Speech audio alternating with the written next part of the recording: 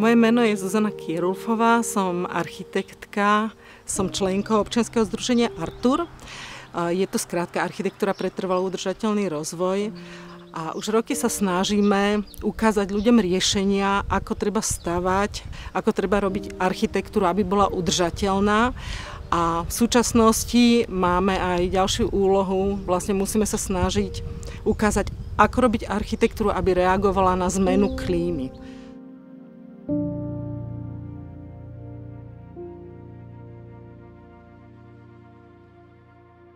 Tu sa nachádzame v sídle občianskeho združenia Artur, kde sme postavili aj taký minidomček. Na minidome sme sa snažili ukázať nízkoemisné a udržateľné riešenia.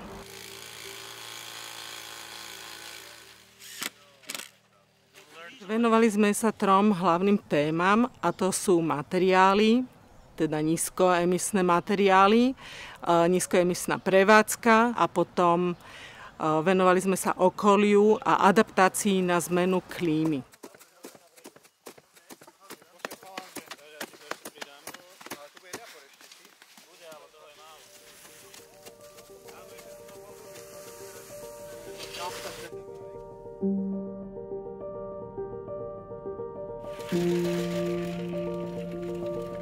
Ja som sa k tomu nakoniec dostala tak, že sme použili hlinené umietky u nás doma, na dome, ktorý sa prerábal, a pochopila som, že to je tá vec, ktorú chcem robiť.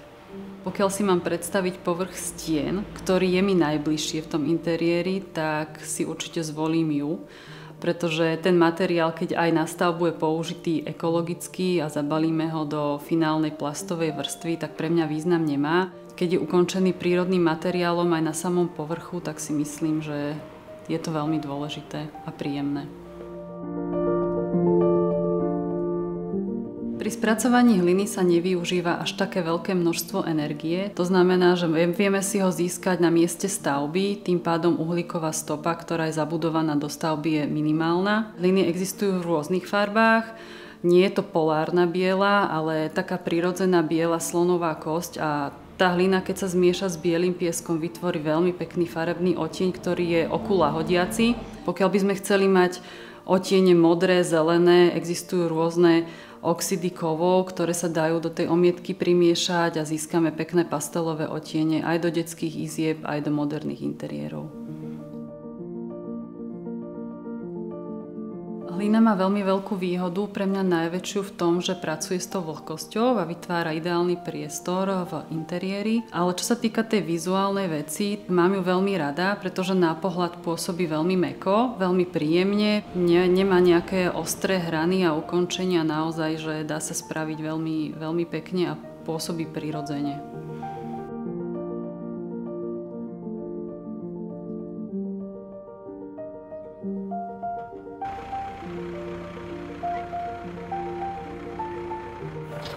Poľnohospodárstvo bolo u mňa veľmi blízka práca. Už ako malý som sa s ňou stretol pri jej zbere. Tejto bolo ešte ručne a aktuálne sa snažím pokračovať v tomto, čo som v detstve začínal.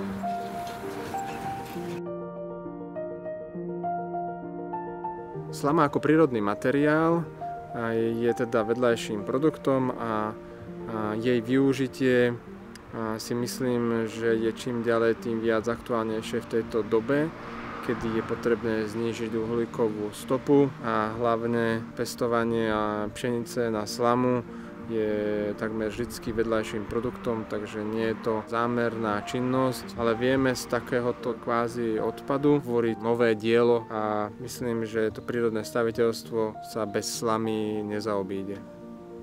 Pokiaľ máme prebytok slamy alebo nám zvýši, tak s touto prebytočnou slamou samozrejme vieme ju využiť jednak na nejakom hospodárskom dvore alebo skrátka ju použijeme v záhradke. Môžeme samozrejme s tým mulčovať aj ovocné stromčeky.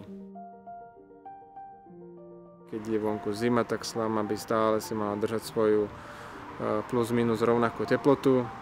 A z tohto dôvodu je možné so slamou pracovať takmer počas celého roka. A slama má aj ďalšiu výhodu a je to jej termoizolačná vlastnosť, takže si myslím, že to je pomerne dobrý izolant.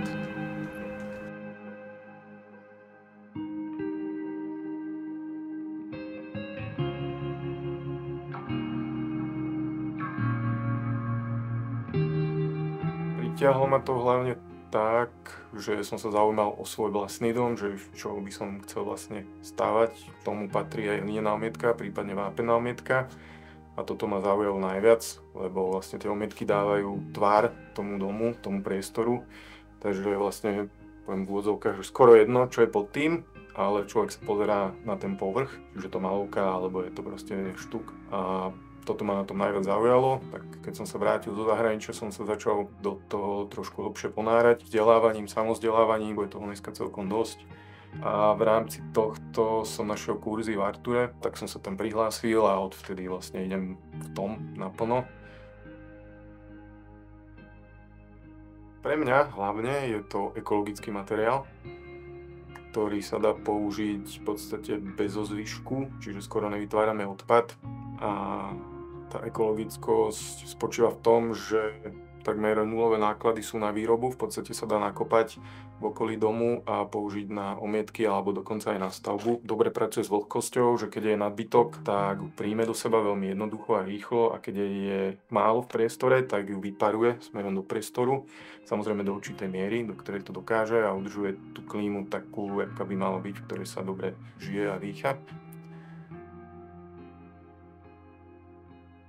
Není pravda, že to vždy musí byť len na taký divý, prírodný štýl ladené ten interiér. Dá sa to spraviť aj veľmi moderne, takže tá hlina si nájde svojich fanúšikov, hociakých ľudí. A práve to ma aj na tom baví, že dá sa ísť aj veľmi, veľmi moderným spôsobom, že ten dom nevyzerá ako nejaký flintstonovský dom, ale naozaj moderná stavba, ktorá je na nerozoznanie od každej inej stavby.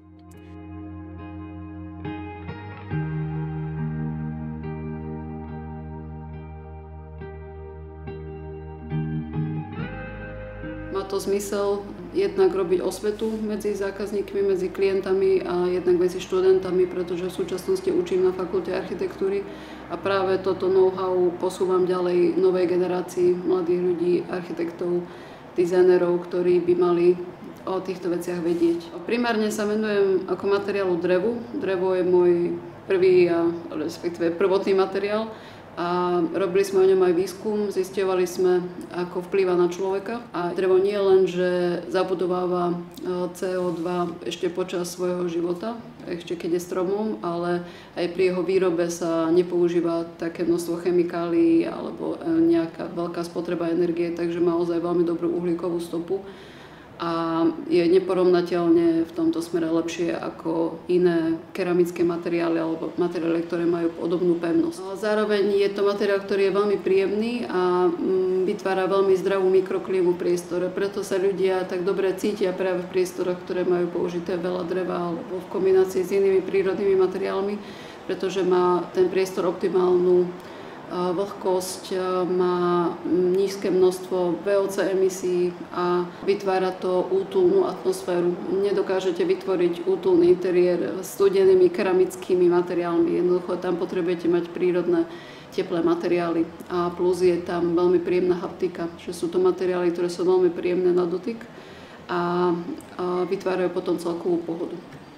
Mnohé ekologické riešenia v stavebníctve aj v interiéri sú spojené práve aj s tým zdravím, s well-being, pretože keď je niečo ohľaduplné voči prírode, často to býva aj ohľaduplné voči človeku v tej fáze používania. Takže netreba sa ekologických riešení báť, pretože mnohé z nich naozaj sú prospešné aj pre vôbec celkový zdravotný stav užívateľov toho priestoru a takisto aj pre ich psychickú pohodu dlhodobo.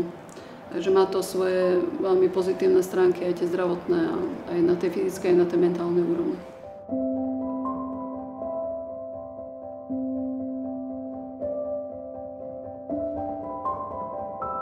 V pasívnych domoch nepotrebujeme veľa energie a preto vieme napríklad na vykurovanie využívať tepelné čerpadlo, a vieme využiť čistú energiu, to znamená, že vieme to skombinovať s fotovoltaikou, ale takisto vieme napríklad použiť, ako v našom prípade, bioalkoholovú piecku. A to je to najdôležitejšie. Postaviť dom, ktorý je veľmi dobre zateplený, bez tepelných mostov a ktorý využíva slnečné zisky.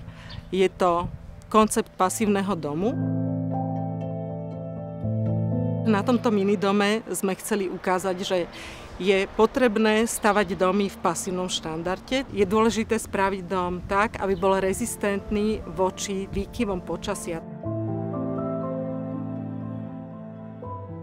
Dôležitá časť pasívneho domu je práve vetranie s rekuperáciou tepla.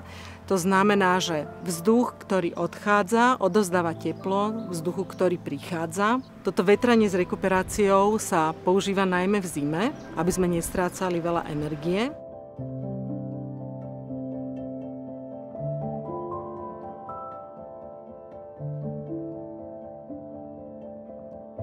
Snažili sme sa teda aj zachytiť dažďovú vodu, ale zároveň, aby vedela aj postupne vsiaknúť do zeme. Takže snažili sme sa, keď sú veľké zrážky, spomaliť ten odtok, ale zároveň zachytiť vodu, aby sme ju vedeli dlhšie využívať. Prvým cieľom je spraviť na každom pozemku čo najmenej zastávanej plochy. Aj keď tie stavby tam sú, tak snažiť sa ich nejako ozeleniť alebo zakryť nejakou zeleňou, aby neboli vystavované slnečnému žiareniu, aby boli čím viac kvázi skryté pred slnkom, pred teplom a pred možnou akumuláciou. My sme manželia Kurekovci, Euka a Marian. Máme firmu Kreatívne záhrady. A snažíme sa robiť kreatívne záhrady v súlade s prírodou. Už sami žijeme niekoľko rokov na vidieku, kde sa snažíme učiť od prírody. Iný spôsob života je pre nás už teraz v podstate nepredstaviteľný. Druhým krokom, ktorým by sme sa mali venovať na našom pozemku, je zadržiavanie vody. Napríklad môžem spraviť nejakú dažďovú záhradu alebo svejl, do ktorej zvediem tú vodu, či už zo strechy, z cesty alebo z nejakej proste spevnenej plochy. Tá sa mi dostane do toho priestoru a tam pomaly vsakuje. Vždycky, keď sa založilo na nejakej záhrade nejaké jazierko a napustilo sa vodou, tak v priebehu týždňa do tej záhrady prišlo neuveriteľné množstvo aj vtáctva, aj hmyzu, že ten život na tej záhrade aj predtým bol, ale potom sa to radikálne zmenilo k lepšiemu. Takže akákoľvek voda na záhrade je veľmi, veľmi prínosná. A nie len pre živočichy, ale aj pre celkovú klímu na tej záhrade. Čiže ja sa vrátim k tomu, že teda keď robíme tú záhradu, tak je potrebné tam doplniť veľa kompostu. Tým pádom nám vznikne akási špongia, ktorá postupne uvoľňuje tú vodu a zároveň tá pôda je schopná akumulovať tie zrážky, keď sú v podstate také veľmi intenzívne, ako v dnešnej dobe sú. Čiže sa dokáže vsiaknuť a zostať v tej pôde, nemáme tam povrchové odtoky. Keď si predstavím bežného nášho klienta, že naozaj ľudia majú teraz malé pozemky, častokrát je to v satelitoch, kde je len holá pôda zničená po stavbe, tak prečo si teraz urobiť prírodnú záhradu a nie modernú, hladnú? Tak je to o tých živočíchoch, je to možno, že priblíženie sa k prírode. Tá príroda už v podstate nemá šancu, nemá kde priestor na nejakú existenciu. Keď jej nepomôžeme, aj my bežní ľudia na malých záhradkách, tak v podstate ona nemá kde fungovať. A aj keď si to možno dnešný moderný človek nie až tak uvedomuje, tak na tej podvedomej úrovni je prirodzenejšie byť obklopený kvetmi, stromami, zeleňou a zvieratami, než byť na čistej, rovnej ploche trávnika s vystrihaným živým plotom stují.